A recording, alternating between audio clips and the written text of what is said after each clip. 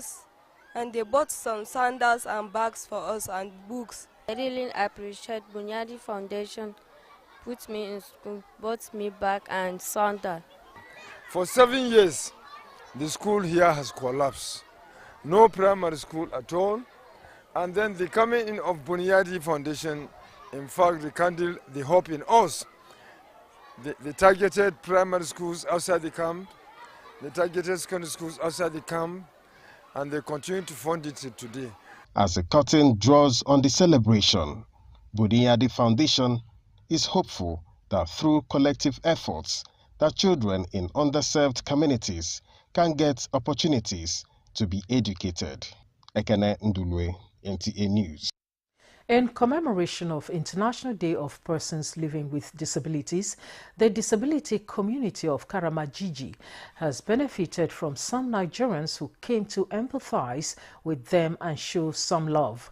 Tomorrow's vision for the nation's foundation was in Karamajiji, in line with its annual tradition of supporting the needy with essentials for daily living, including food items, toiletries, clothing, and other goods. The beneficiaries were overjoyed at the show of love from the foundation, commending their efforts and expressed renewed hope for a better future.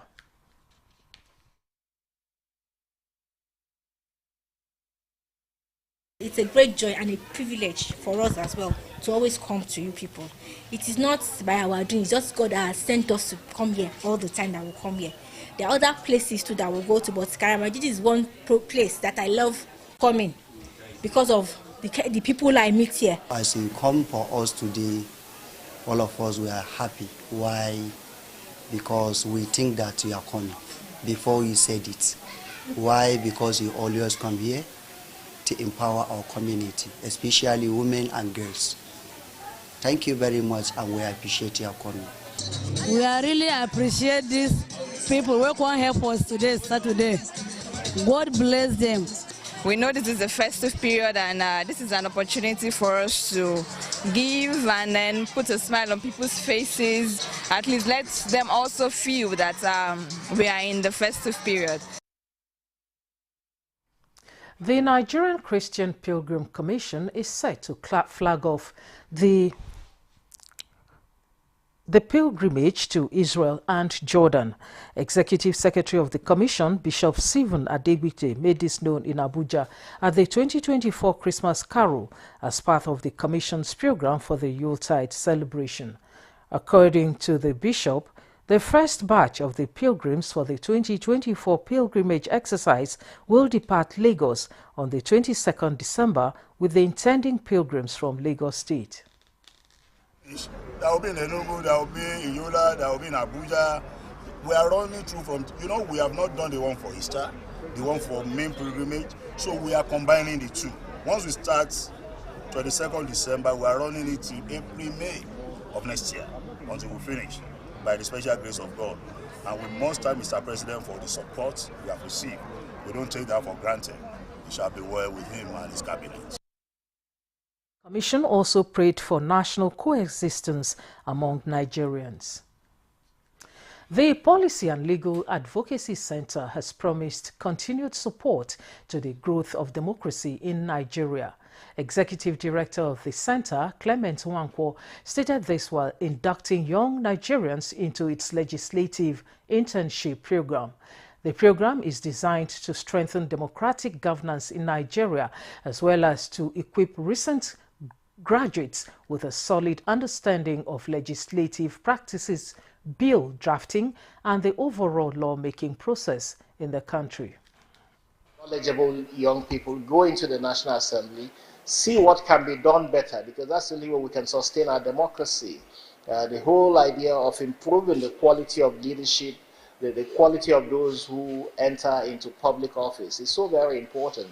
And once you can regenerate the quality that you have today, it can only be a higher quality, and that's the hope that I hope that you as interns have been able to gain from the National Assembly. In a world where wealth disparity continues to widen, Poverty remains a pressing societal issue affecting millions globally, including Nigeria.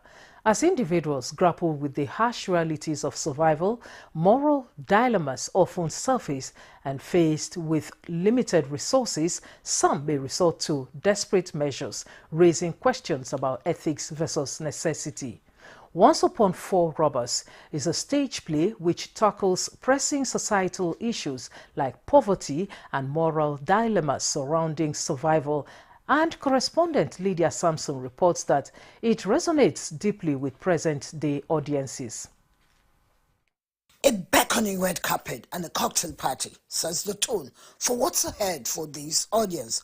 A stage play encapsulating the moment and generating a life-changing atmosphere for debate. A part of NNPC Limited Corporate Social Responsibility Initiative, this play, many say, exemplifies a commitment to cultural advancement in Nigeria. Tunji Sotimeyi and Buki Ogunote are amongst key actors in the play, Once Upon Four Robbers. We want to use the platform of drama to, represent the voice of the people and make a case for them, particularly for people to bring about the desired changes that we need in our society. I believe Once Upon Four Robbers will go a long way to mirror the ills of the society, and it will help people to really see things from good and different perspectives. The narrative follows four robbers trapped in a cycle of corruption and despair, emphasizing that circumstances often drive individuals to crime rather than inherent choice. This play was written many years ago, and it's surprising how relevant and still topical it is, dealing with the question of morality, question of robbery, question of the humane values of our society. For us at NNPC, you can see that the stage play emphasizes that change begins with each citizen. If we are looking to have a better country, a good country, every citizen needs to be patriotic. For the audience, the struggle for food, shelter and security can lead to conflicts between personal morals and the instinct to survive. Therefore, they want communities to address these challenges through empathy and systematic change, fostering environments where dignity prevails over desperation. What played out was more of corruption, and it starts with you and I. We found out that the security agencies were corrupt, so we have to look inward to see how we can change the narrative and how we think. There's need for reorientation. We need to move forward in this our country.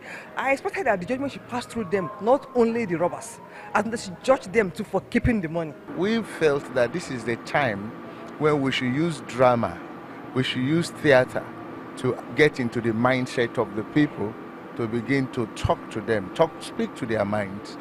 They ultimately acknowledge that the fight against poverty is not just about economies, it is about humanity itself. Written by renowned Nigerian playwright Professor Femi Osofisan and directed by Dire Badejo, Once Upon Four Robbers not only entertains but also ignites important conversations about justice, empathy, and the need for societal transformation. Originally staged in the late 1970s, it remains relevant, inviting audience to engage in a moral debate about justice and the consequences of armed robbery. Lydia Sampson.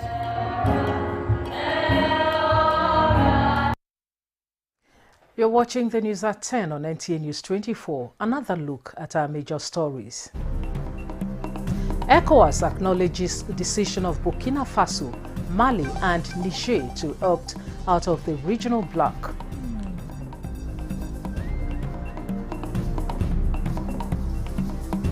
NDLEA intercepts shipment of multi-billion naira worth of methamphetamine and loud.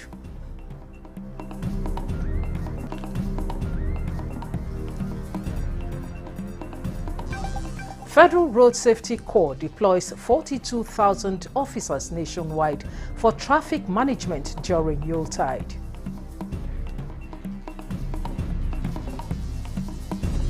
Still to come, correspondent takes a look at chances of Nigeria nominees at the 2024 CAF Awards.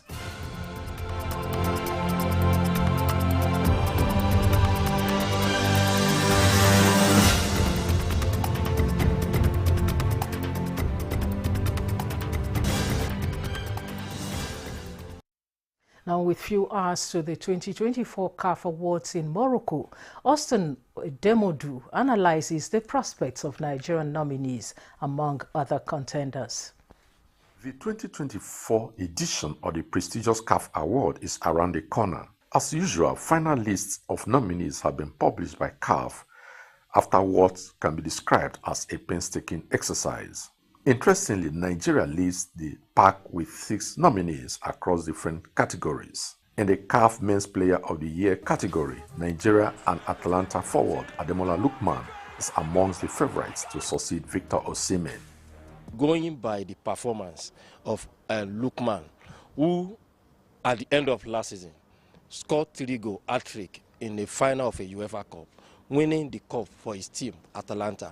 Away from there, the Nations Cup followed, and you see how he made sure he led Nigeria to the final. In the Women's Player of the Year category, Nigeria and Paris FC goalkeeper Chiamaka Nnadozie is in the running for the 2 awards, the African Women's Player of the Year and Goalkeeper of the Year awards. CAF would like to give her the goalkeeper and give another person the CAF Player Award, but if she gets to win the both of them or win any of them, anyone that comes, she deserves it. Meanwhile, Nigeria's national team, the Super Eagles, are amongst the finalists for the National Team of the Year. Nigeria's club side, Edo Queens, who reached the semi-finals of the African Women's Champions League, are amongst the finalists for Women Club of the Year. Definitely the host nation, Morocco, looked to be in an advantage, having a nominee both for men and women. At the same time, I think we also have individuals who are the voting college, who they know, how much they've seen the person. I think this, it's quite numerous, the factors that could involve, and it could also be down to you liking a player over another. I know parts of a player being your favorite. So many sentiments, and I don't think it's even beyond politics. The 2024 CAF Award is scheduled to take place on Monday, December 16th in Marrakech, Morocco. I'm Austin Edemodu, NTA News. I am being joined in the studio by Godwin Widobie, a sports analyst, who is going to talk more about the CAF Awards. I know you're very excited. Thank you very much. Thank you very much. I'm glad. But before you do, I would like you to tell us, to give us a general overview of our athletes' performance during the year. Well, it's a good one because for us as Nigerians, 2 of our prodigy top athletes are actually nominated both for the male category and for the female category. We also have the national team also nominated as a contender for the best team of the year. That's talking about the Super Eagles. But all eyes will certainly be on the male category. For the female category, we have Chiamaka Nnadozie gunning for 2 trophies. For the first, she's gunning for the goalkeeper of the year and also for the best female player of the year. For the goalkeeper of the year, she's likely to win that because she is the current holder of that trophy. She won it last year, so she's likely going to win it because of her exploit for the Super Falcons and also for her club in France. Now, for the second nomination that she's nominated for the best player for the female category, I doubt, because the one who has actually held that for Nigeria and had been consistent in the last 6 years, talking about Asisat Oshola, actually is not nominated this year. We know because she never had a good run for her club and also for the Super Eagles. She'll be in and out of the Super Eagles. So Chiamaka being nominated, but don't forget the host Morocco also has a nominee for that category. So for me, if she wins the 2, well, it's a plus for. But but for me, I doubt if she's likely to win that of the female category, or talking about the best women player for the year. But all eyes will be on the male category. That's where everybody's expecting our own Ademola Lookman, who plays for Atalanta and is also a top-notch, a good athlete right now, doing all he can. If you talk about, because for you to be nominated at this level, you must have succeeded in your national team. He helped Nigeria get to the finals of the Nations Cup that we eventually lost to the host Ivory Coast. He helped Nigeria. He helped talk about his club win the Europa Cup against a star-studded side. In the final, he scored hat-trick. So he has and so far so good. This year, he has helped. Currently, Atalanta are topping the Italian league, courtesy of him and the number of goals he has scored and assists. So for me, if he does not win it, then all eyes will be on CAF to ask why. Okay, Godwin, I'm actually also rooting for our Nigerian players. What are their prospects? Well, like the prospect I've said, I've given the analysis. Ademola Lookman is 97% sure. If he does not win it, everybody will ask same question. They ask, why did Vinicius not win the world best? You understand? That's the same question everybody will ask. I'm talking about as it happened to Vinicius. Now, if Ademola does not, because from what he has given so far so good, the last winner, talking about Victor Osimhen, who actually is the current holder, did everything he could for his club, talking about Napoli. So Ademola Lookman has also done almost more than what Osimhen did for his club and also for Nigeria in the last year. So all eyes is on Osimhen to win, but if he does not win it, everybody will ask the question, why? You understand? So for me, he has given, I'm being patriotic one, but outside being patriotic, I'm looking at the qualities and what he has actually given to both his country and his club side. Okay, thank you so much, Godwin Mwidubie, for that analysis. Thank you very much. My pleasure always. Thank you. And that concludes the news at 10 on NTA News 24. Thanks for watching. I am Stella Inameti.